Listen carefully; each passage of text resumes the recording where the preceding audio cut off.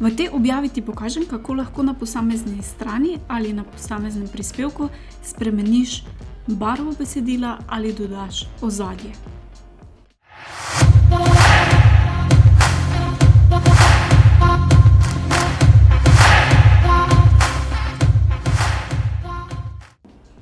Ko si na strani, kjer želiš spremeniti neko barvo besedila, enostavno to besedilo označiš.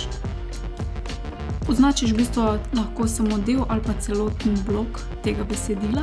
Na desni strani se ti potem pokažejo dodatne nastavitve. Če ne vidiš tega, imaš tukaj 2 zavihka in klikneš na blok. Tukaj pod blok imaš potem barvo. Če klikneš na barvo, se ti odpre možnost, da izbereš, kakšno barvo pisave želiš in pa kakšno barvo ozadje želiš. Torej, če želimo recimo svetlo pisavo in pa barvo ozadja, rdečo, črno, kakorkoli, samo poklikaš.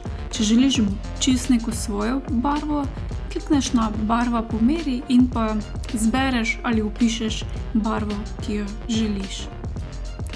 Ampak v primerih, ko pa želiš mogoče samo znotraj nekega bloka, znotraj nekega besedila, na primer spremeniti barvo samo za del teksta, nekaj besed ali pa eno besedo, pa to ne gre na tak način, ampak označiš samo besedilo, ki ga želiš spremeniti barvno, in v tem okencu, kjer se ti pojavijo dodatne nastavitve, klikneš na to puščico več.